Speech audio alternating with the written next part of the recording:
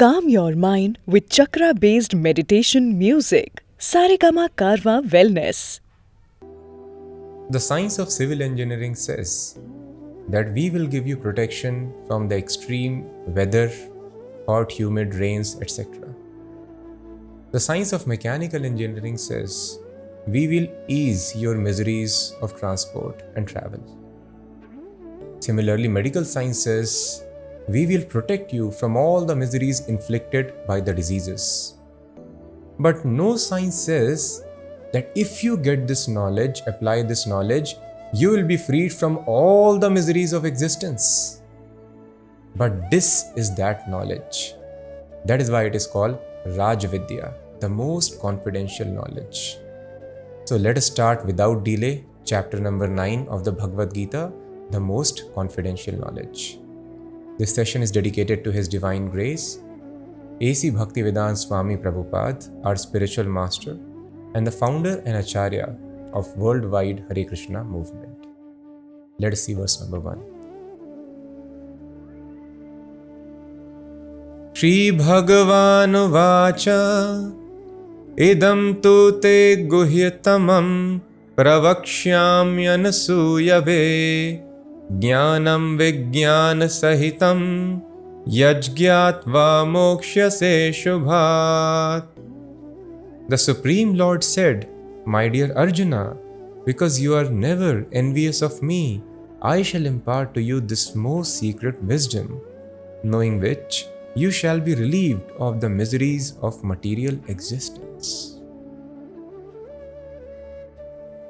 So Krishna is telling, knowing this knowledge, which is realized knowledge, Jnanam Vijnana Sahitam, not just theory but realized, you will be freed from all the miseries of material existence. So important word which is used here is Anasuyave. Anasuyave means non-envious. This is the qualification of Arjuna. This Krishna has been mentioning over and over again. Bhakto asime sakha cheti, you are my devotee. So Arjuna is a devotee, friend of Krishna, and Arjuna is non-envious of Krishna. So this qualification is very difficult to have. Bhakti Yoga is easy and it gives one the highest platform. It is the topmost rung of devotional service. But usually people take to it in a very, very gradual, slow process.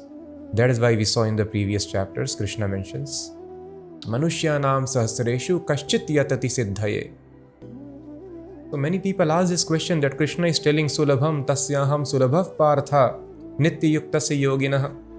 For a bhakti yogi who is always engaged in my service, I am very easily attainable. Bhavamina chirat partha maya veshit chetakam. He will not take a long time in this material world. Very quickly, I am the swift deliverer. Then why don't people take to this bhakti yoga?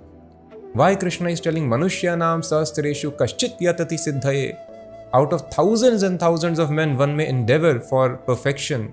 Out of thousands who have perfected their lives, one can know me in truth. No, it is very difficult because of this qualification, Anasuyave. Because hardly we find a person who is non-envious of Krishna. Everybody in this material world, we are all envious. We have so many problems in life. And you see, the origin of these problems is envy. Why we have to work so hard? What is the problem basically? We have some desires here. Those desires are not fulfilled. Things don't go according to our plan. And then we get stressed out. And what are our plans? To just show off to others, maintain status quo in society. That is why everybody is working so hard. And then you have loans, and then you are not able to pay the loans, and education, and then not proper success, showing off your wealth, showing off your marks, showing off whatever. So entire hard work, tremendous pressure is because I want to show off, compete with others. This competition has made life very troublesome, even for the children now. So why this competition is there in the society? Because we are envious. We cannot see anybody going and progressing more than us, going forward. Either we want to pull them or we want to go ahead, work very hard.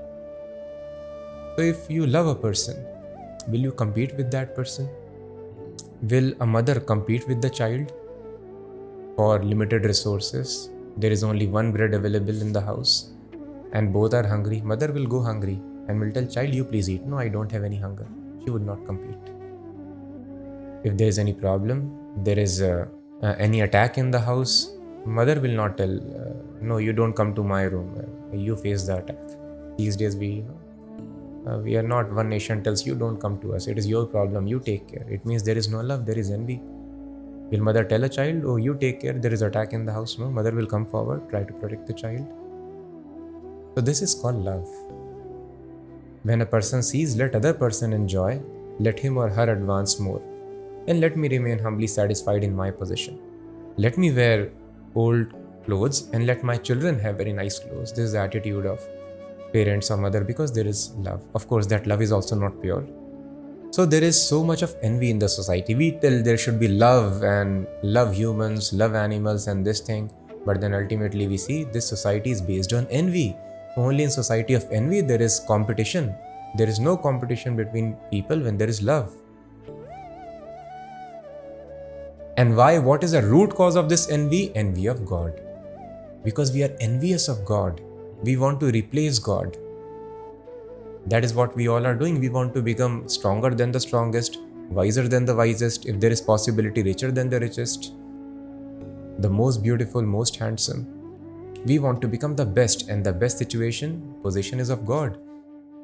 So we want to go to that position.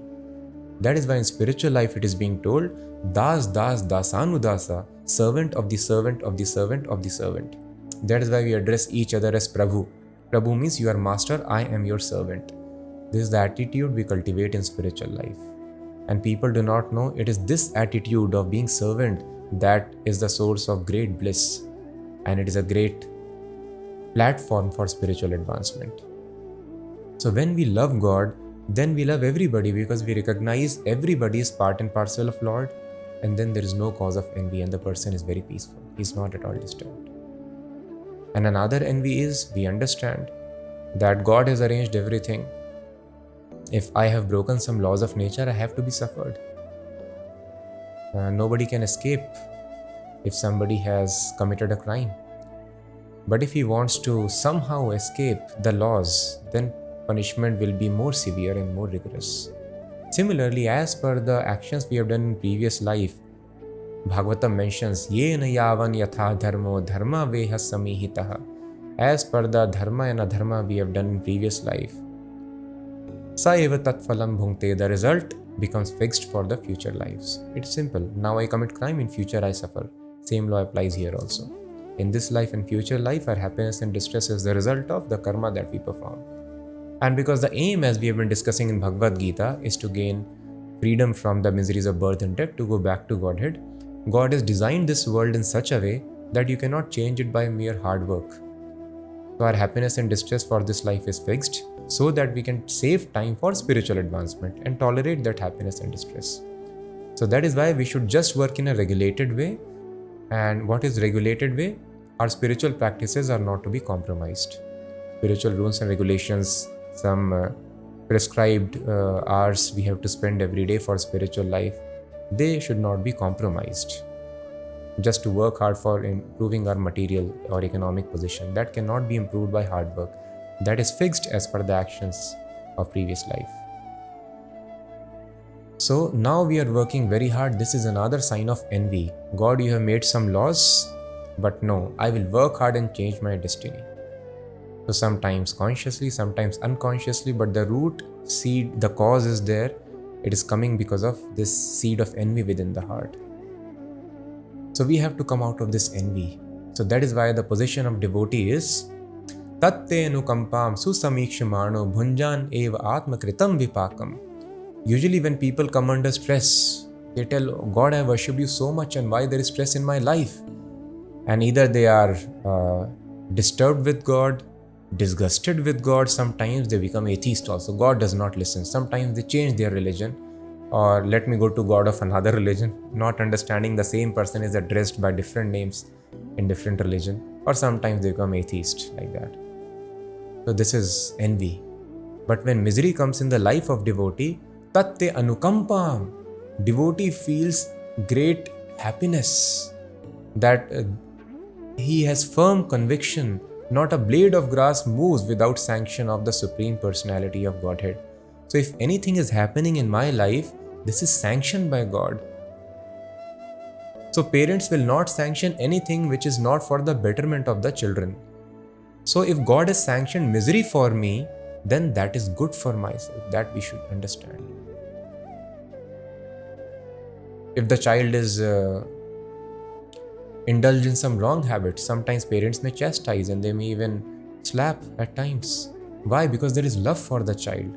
When the child grows up, he realizes, oh, I was smoking a cigarette and my parents chastised me, so I got protected. He is very thankful, very grateful. In a similar fashion, these miseries, they help us to get purification of heart and develop detachment from this material world, seek spiritual advancement of life, the reality beyond this illusory world. So thus a devotee always is very, very grateful, even in miseries. He has firm faith in God, he is not envious at all. So miseries or happiness, he is always grateful. Ridavag vapurbhir vidadan namaste. And from his heart, from his speech, he is always thankful to God. Thank you, God, so much, either for happiness or distress in my life. This is the platform of non-enviousness. He does not work very hard to defeat others and show off to others. He understands everybody's part and parcel of God. You go ahead, step on my head and go ahead. If there is happiness for yourself, does not matter.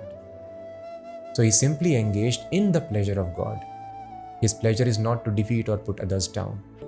This is called non-envy. But this can happen only when we are non-envious of God. When we love God, then actually we love our family members, actually we love the people around us, and we love humans, non-humans, everybody. This is the platform of real love and non-enviousness, and the qualification to understand this Rajguru. So let us move ahead with the second verse.